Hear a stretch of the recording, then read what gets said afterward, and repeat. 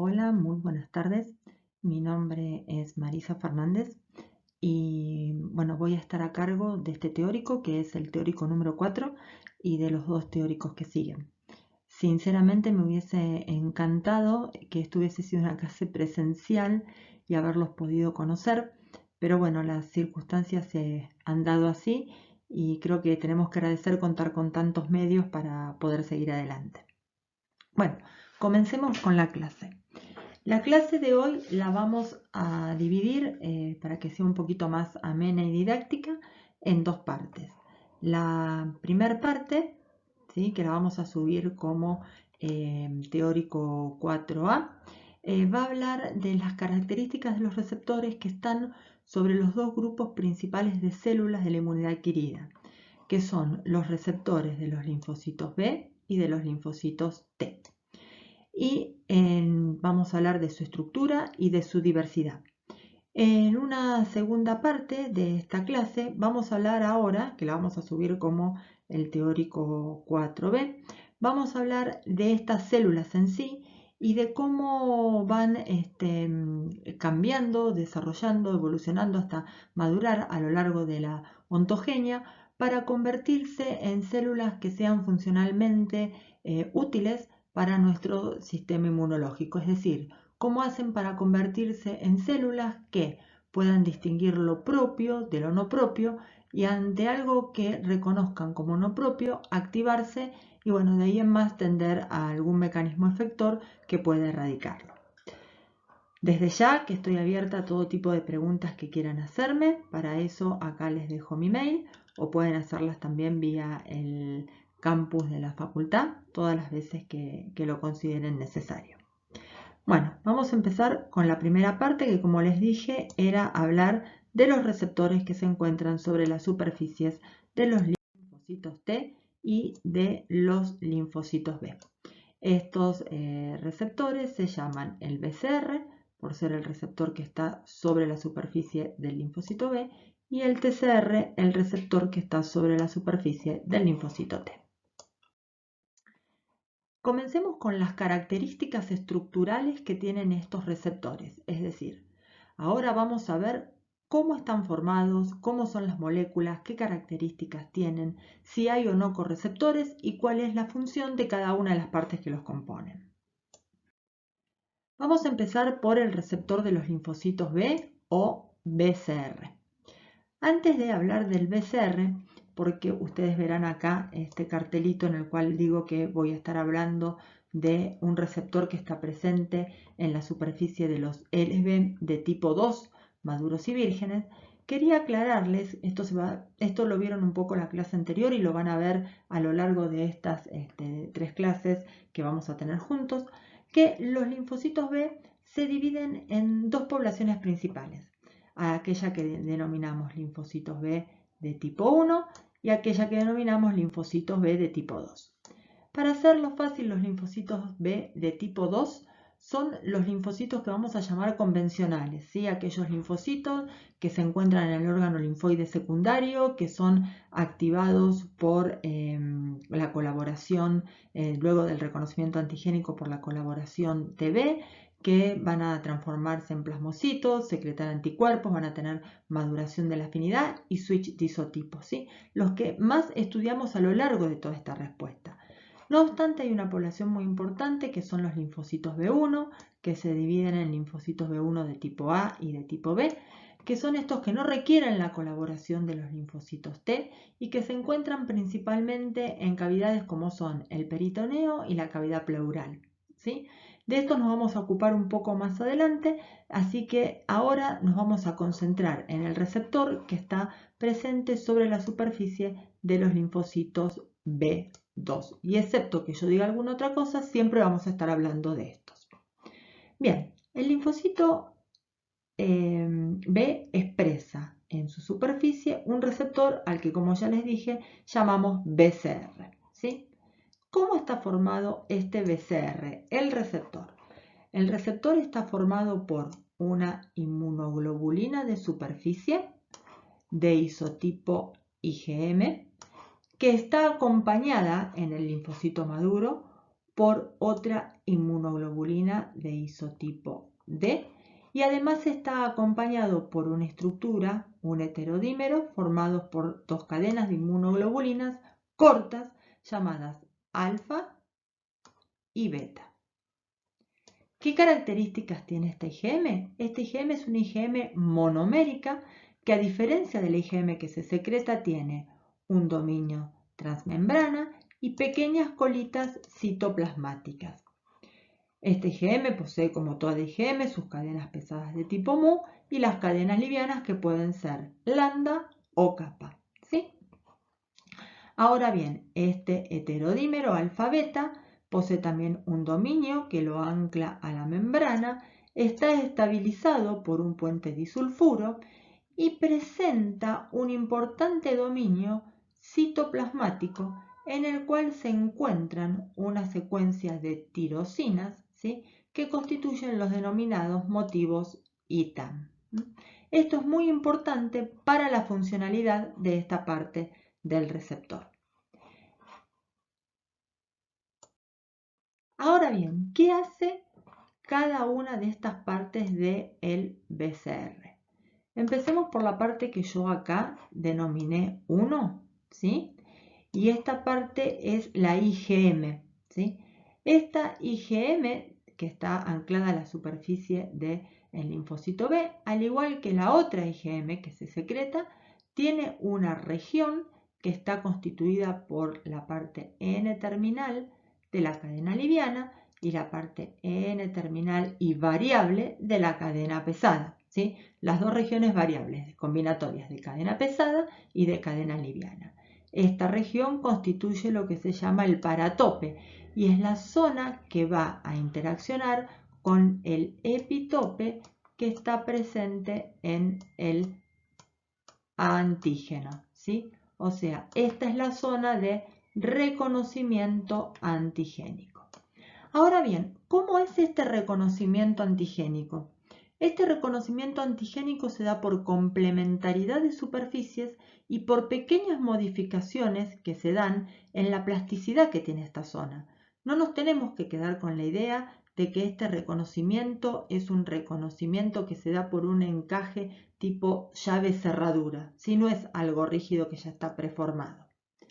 Bien, ahora nos queda la segunda parte de este receptor, que está formado por este heterodímero alfa-beta.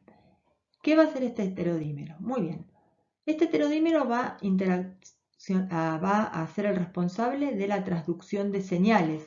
Es por eso que tiene un dominio citoplasmático importante. Entonces, cuando se da el reconocimiento antigénico y se produce la agregación del BCR, esto lleva a una activación de tirosinquinasas que lo que van a hacer van a fosforilar las tirosinas presentes en los motivos ITAM de tanto la cadena alfa como de la cadena beta. Y esto va a llevar un proceso de transducción de señales intracelulares con la consecuente activación de los factores de transcripción y la posterior expresión de genes. Ustedes me pueden decir, Marisa, vos dijiste que teníamos en el LB de tipo 2 maduro un receptor constituido por un IgM, un IgD y este heterodímero. ¿Qué hace la IgD? Bueno, la acción del IgD, tanto del IgD que está asociado a membrana como del IgD que tenemos circulante, es aún bastante incierta. Poco se sabe de ello. Así que ese se los debo para cuando sepamos de qué se trata. Bien, ese era el receptor. Entonces, receptor del LB, si alguien nos pregunta, IgM, IgD, heterodímero de inmunoglobulinas alfa, beta, IgM, reconocimiento antigénico a través de su paratope, el heterodímero, transducción de señales. Pero esto no ocurre solo. Para que esto sea realmente eficiente se necesita amplificación de estas señales. Entonces, encargados de la amplificación de estas señales están los correceptores, ¿sí? ¿Y quién es el correceptor del BCR? El correceptor del BCR está formado principalmente por 3 moléculas asociadas a la membrana. Vamos a ir diciéndolas en orden tal cual están en este gráfico. La que tenemos acá se denomina CD81 o etapa 1. La acción de CD81 todavía es incierta, así que esta la dejamos y vamos a continuar con esta otra que es el clúster de diferenciación 21 o CR2. La podemos encontrar de los dos modos. CR2 es el receptor del complemento de tipo 2. Este tiene un importante dominio extracelular, que lo vemos acá, una región que lo ancla membrana y prácticamente nada, unos poquitos aminoácidos en la zona citoplasmática. Por lo tanto, esto no va a ser un transductor de señales. ¿Qué es lo que hace CD21? CD21 reconoce al factor C3D del complemento cuando está unido a un antígeno. Un antígeno que lo ha reconocido la IgM, que tenía a su cargo el reconocimiento antigénico. Y acá me paro un minuto antes de seguir para decir algo que ustedes ya saben, pero que no está de más reforzarlo. Esta IgM, al igual que los anticuerpos circulantes, reconocen al epitope para el cual su paratope tiene complementariedades específico en un modo totalmente tridimensional nativo. ¿Qué quiero decir? No ha sido procesado por ningún componente del interior de una célula, ni les está siendo presentado en el contexto de nada. Es una estructura que está en un fluido, ¿sí? Después veremos cómo es bien que se encuentra en ese fluido, pero no ha sido procesado por ningún componente intracelular y no está siendo presentado por nadie. Entonces, se reconoce este antígeno y acá cumpliría su función el CR2.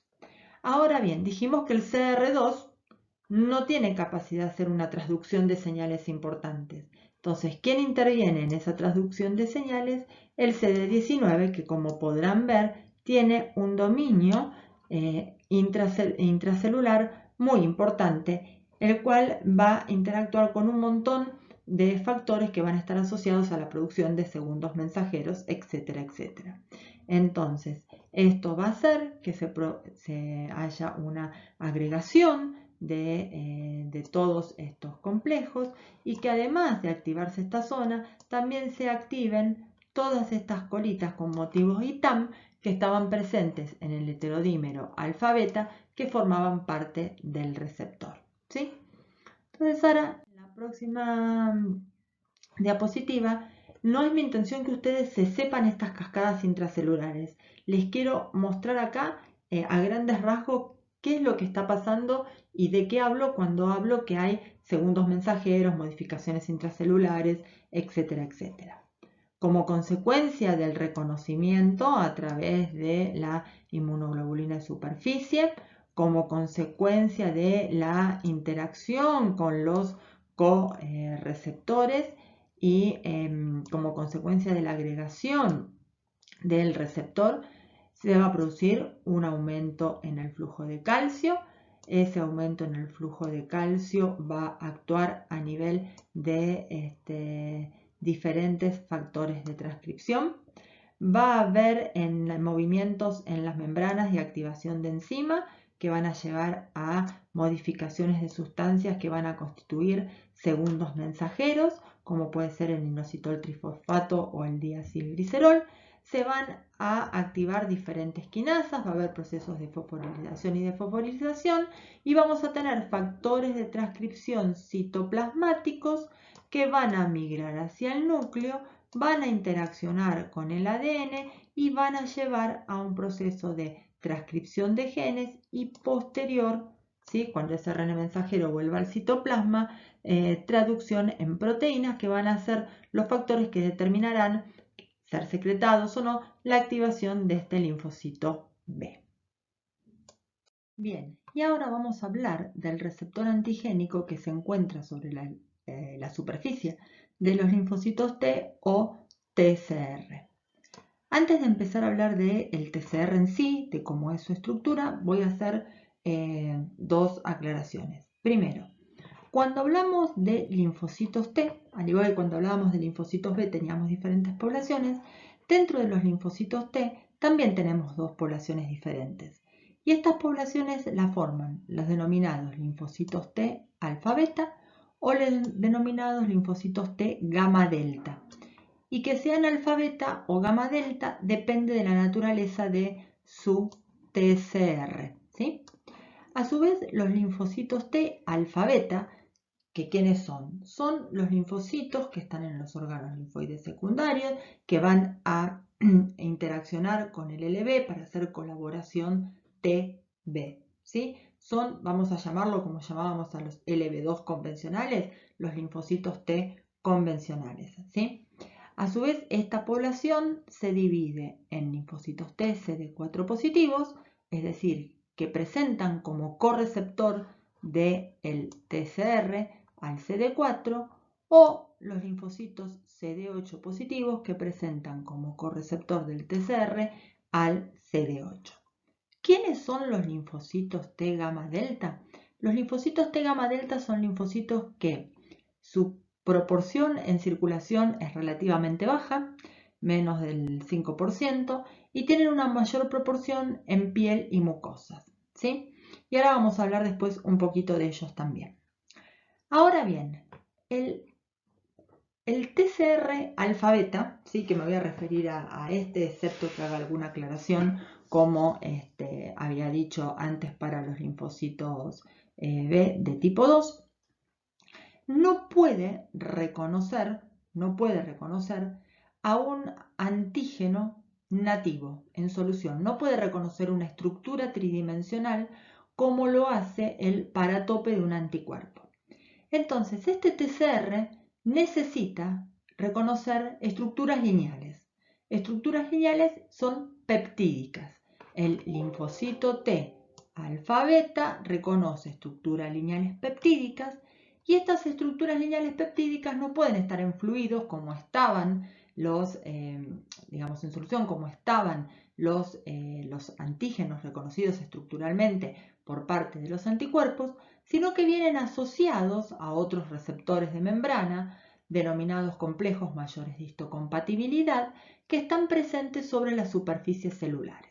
¿Sobre qué superficies celulares? Bueno, estas moléculas denominadas complejo mayor de histocompatibilidad, hay de dos tipos, los que se llaman de tipo 1 y los que se llaman de tipo 2.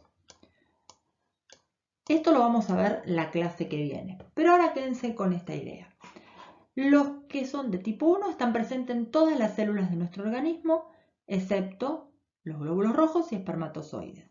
Los que son de tipo 2 están presentes en los que se denominan células presentadoras de antígenos profesionales, los vamos a llamar células presentadoras de antígenos, y son las células dendríticas, los macrófagos, los linfocitos B principalmente. Ya la clase que viene vamos a ver, vamos a estudiar un poquito más, vamos a estudiar esto en detalle entre la clase 5 y la clase 6, ¿sí?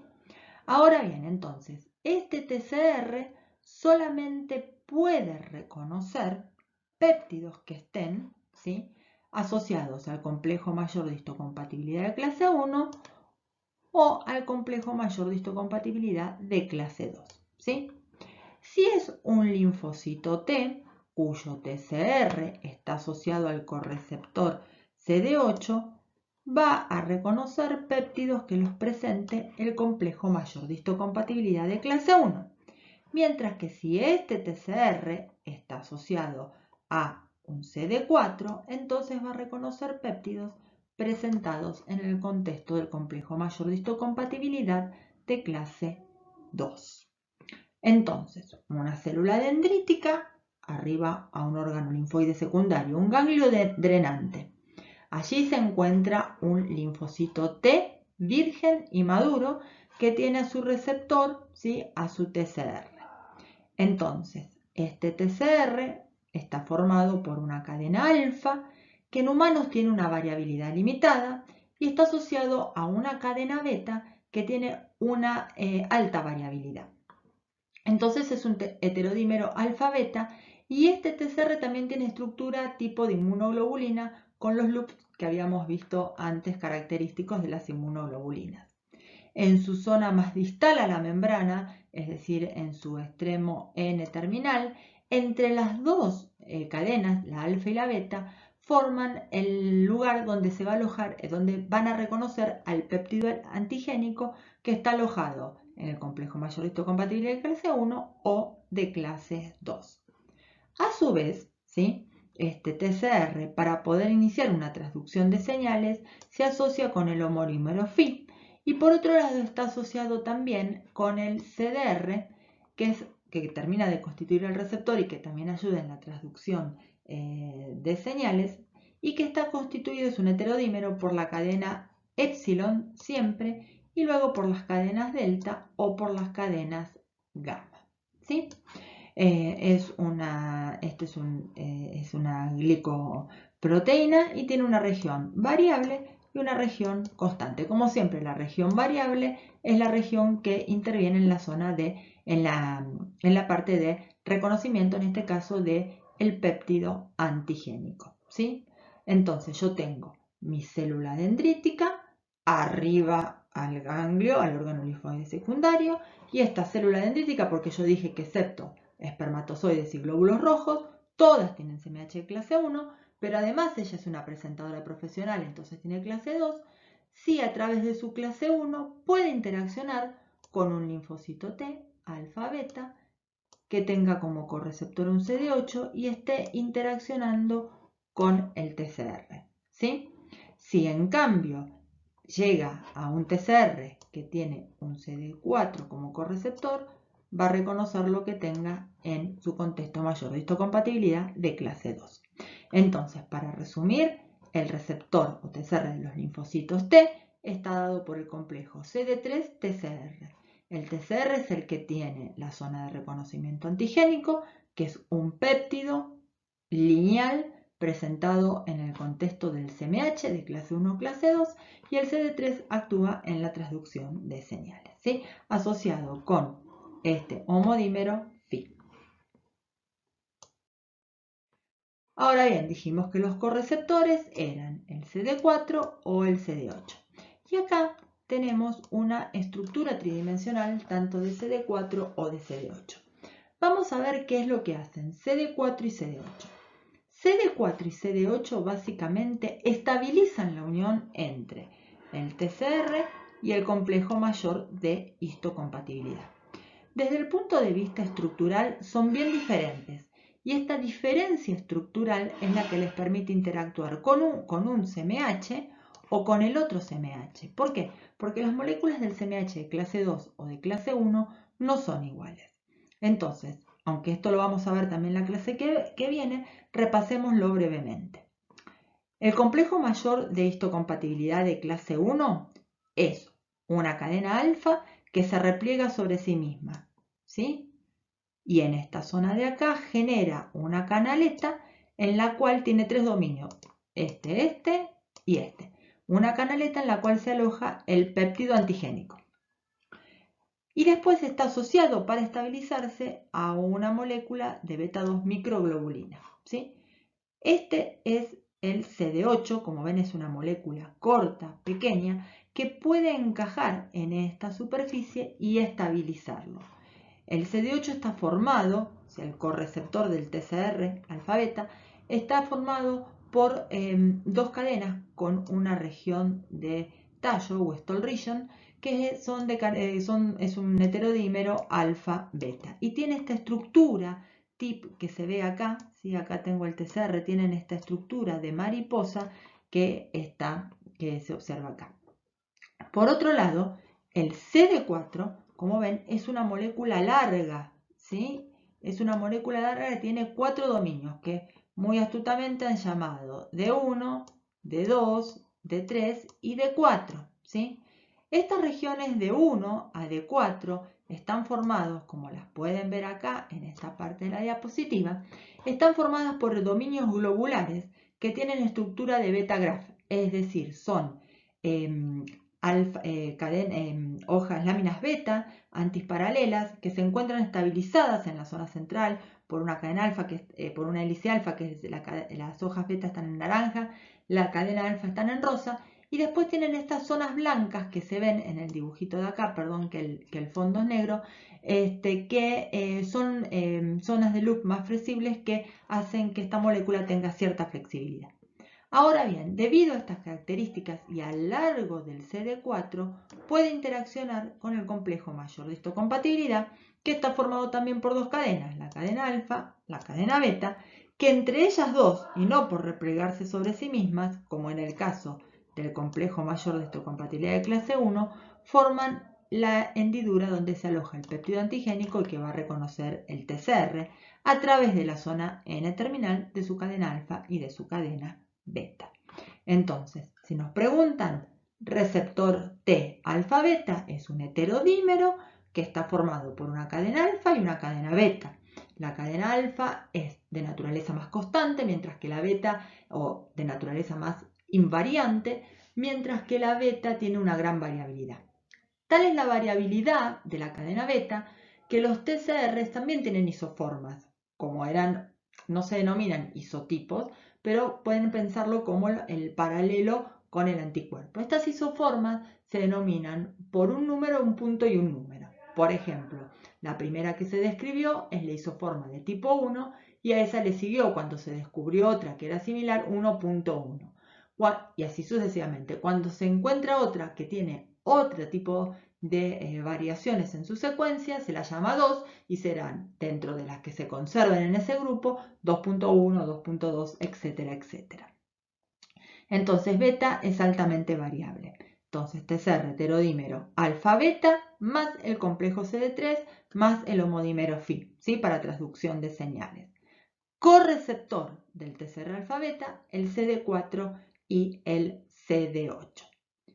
Bien, yo hasta acá estoy hablando de que estos TCRs reconocen péptidos antigénicos que están asociados al complejo mayor de histocompatibilidad 1 o 2. Yo en la diapositiva anterior les había mostrado que había los linfocitos T gamma delta.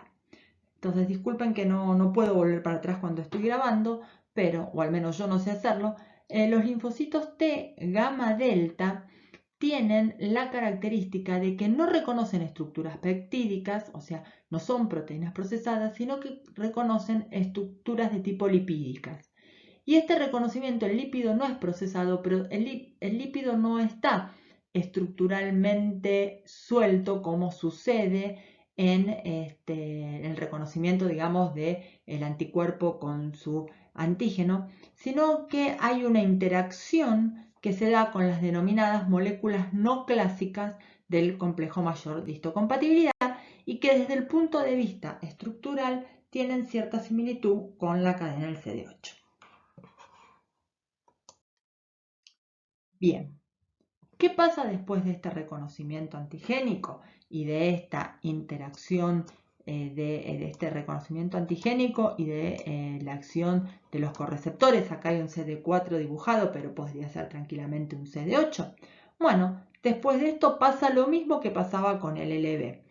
Va a haber un aumento del flujo del calcio intracelular, va a haber activación de diferentes quinasas, va a haber activación de diferentes enzimas, va a haber acción de la fosfolipasa C, se va a escindir el inositol trifosfato, va a haber acción sobre el diacilglicerol y finalmente, al igual que antes, se van a activar factores de transcripción que en el citoplasma traslocarán hacia el núcleo celular, se unirán a la molécula de ADN, transcribirán un transcripto primario que saldrá de nuevo al citoplasma y allí será traducido a proteína, ¿sí?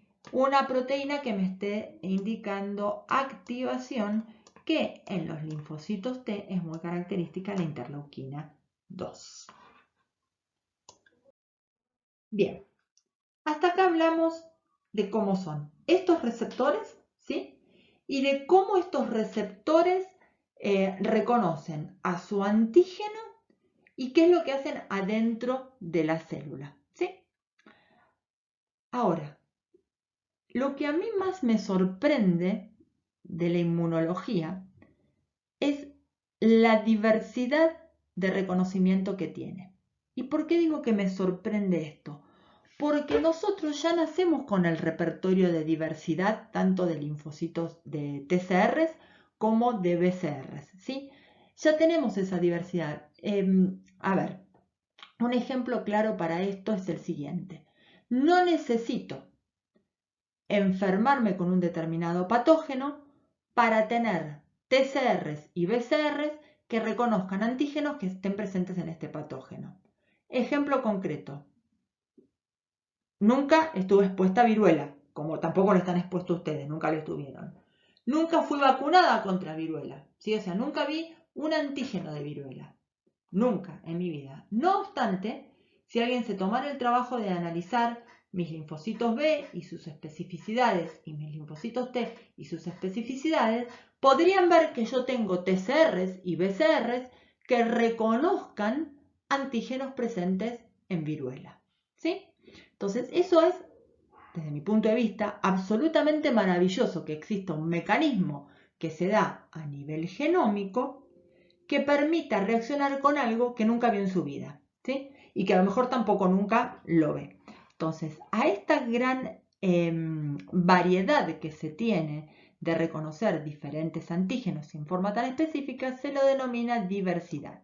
Y esta diversidad la tienen tanto el BCR como el TCR. Y vamos a ver cómo se origina. Vamos a empezar por el BCR y van a ver después que para el TCR es muy parecido. Hablar de diversidad del BCR es lo mismo que hablar de diversidad de anticuerpos, ¿sí? Diferencia fundamental, el BCR es el que está anclado a la membrana del LB, que es LB.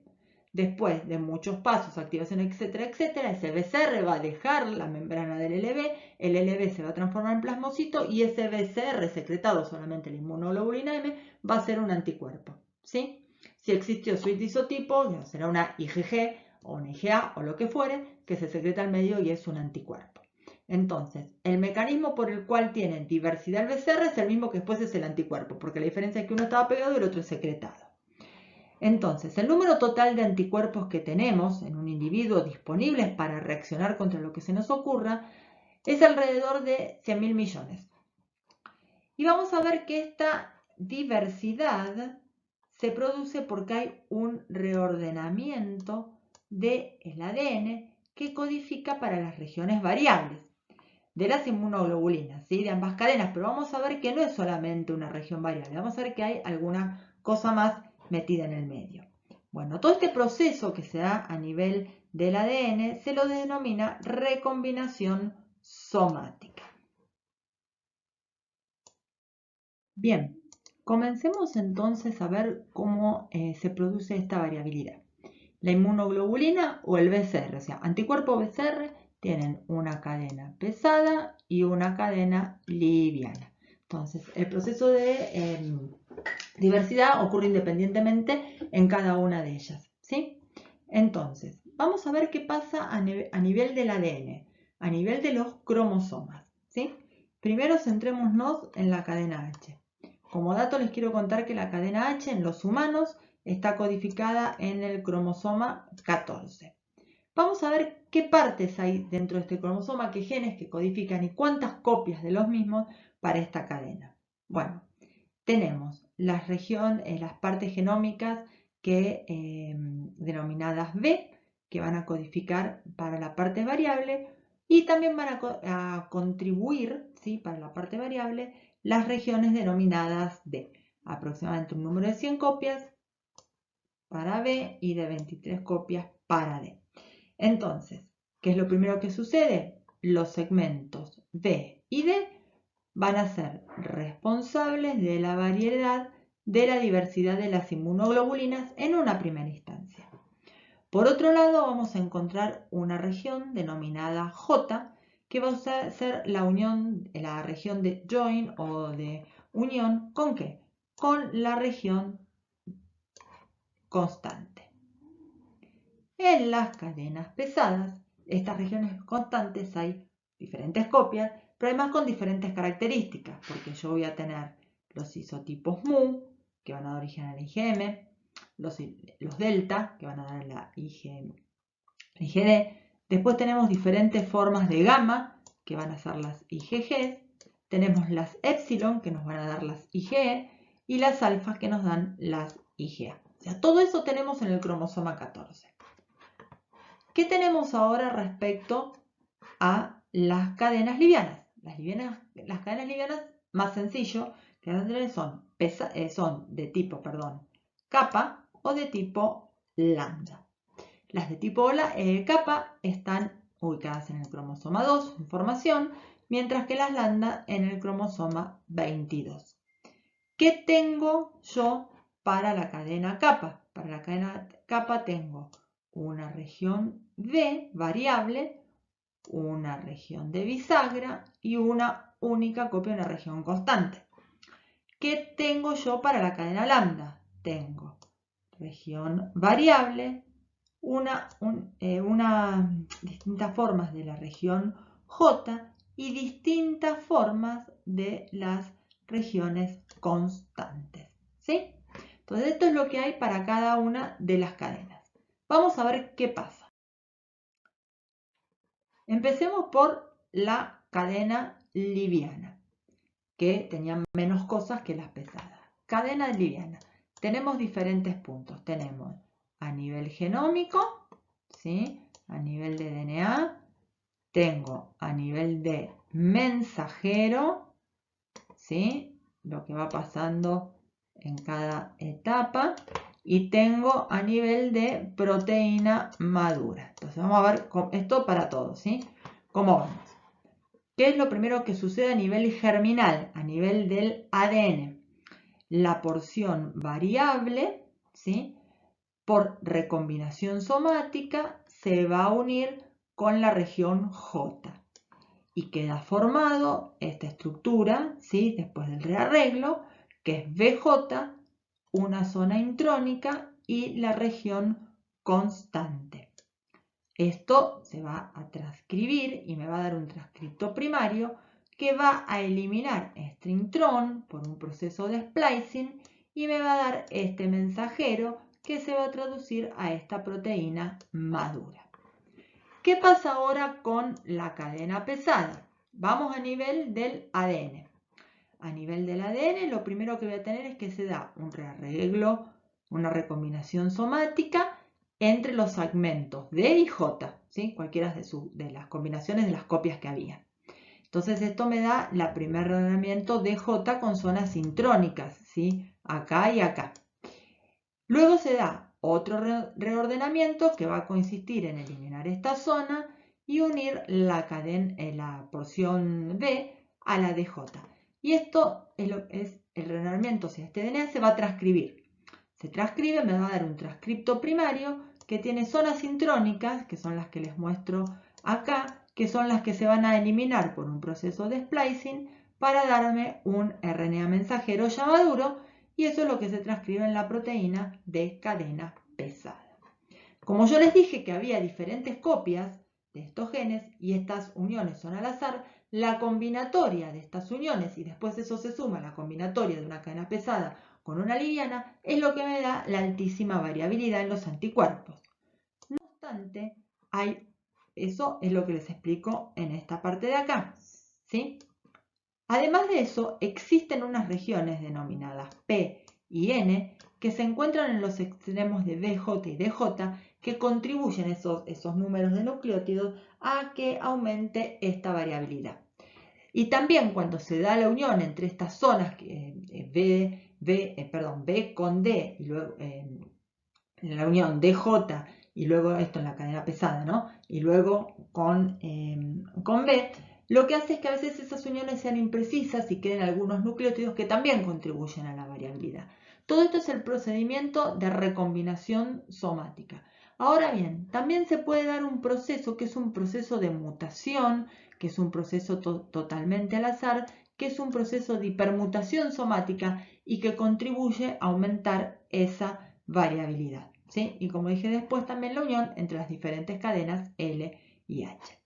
Cualquier linfocito B, para que pueda madurar, ser activo, ¿sí? Y no sufrir un proceso de apoptosis, debe tener un receptor, un BCR, que haya recombinado bien. ¿sí? Si no, no nos sirve este linfocito B y es eliminado del pool de linfocitos activos. Ahora bien, ¿qué es lo que pasa con el TCR? Es similar a lo que ocurre con con el BCR a nivel de las recombinaciones somáticas, pero tiene, bueno, algunas diferencias. Por un lado, yo les había contado que había dos tipos de TCRs, el TCR alfa beta y el TCR gamma delta. Vamos a ver qué características tienen sus genes, ¿sí? Los genes del TCR alfa beta, vamos a la cadena beta, que es la que yo les había dicho que era muy variable. Tiene regiones variables, ¿sí? Que están acá. Tiene región D, región J y luego todo lo que hace a la región constante, ¿sí? Que es delta que están acá. Bueno, acá tenemos otro tipo de región D y otro tipo de región J con múltiples copias, ¿sí? ¿Qué pasa con la cadena delta y alfa? La cadena beta está ubicada en el cromosoma 7. ¿Qué sucede ahora con la cadena alfa? Bien, la cadena alfa está ubicada en el cromosoma 14, ¿sí? Del humano y tiene también una porción genómica que es la región B, tiene región J de unión y región C por constante, alfa. Entre medio de todas estas regiones para la cadena alfa se insertan los genes, en este mismo locus están los genes que codifican para la cadena delta, ¿sí? La cadena delta tiene región B, región D, región J y región C, ¿sí? Como ustedes pueden ver, si nos focalizamos entre beta y alfa, beta tiene regiones D, mientras que alfa no las tiene. Beta tiene mayor variabilidad. Ahora miremos la cadena delta. Dijimos que la cadena delta tenía región D, J y B. Vamos a ver qué es lo que pasa con la cadena gamma, que sería la contraparte de la cadena delta. Tiene región B, tiene región J y tiene región C. Le falta la región D, tiene menor variabilidad. Vamos a ver cómo se combina, ¿sí? ¿Qué es lo que pasa? Esto lo voy a explicar para el TCR alfa beta. Entonces vamos a ver lo que pasa con alfa, acá arriba, y qué pasa con beta, acá abajo. Entonces, con alfa. Alfa tenía región B, J y C. Entonces, lo primero que hay es con alguna de las copias que hay de B y alguna de las copias que hay de J, que es, pongámosle esta y esta, se forma este primer rearreglo, ¿sí? Acá me quedan zonas intrónicas, en el medio las zonas que no sufrieron recombinación y la zona constante. Esta es la recombinación somática, ¿sí? Entonces esto tiene un proceso de transcripción, un splicing, ¿sí? Para eliminar las zonas que no van, digamos los exones, perdón, y esto termina finalmente constituyendo la proteína madura. ¿Qué pasa con beta? Beta tenía B, tenía D, tenía J, ¿sí? Entonces acá tengo un rearreglo nuevamente DJB, ¿sí? Que me da esto, y después una unión con C.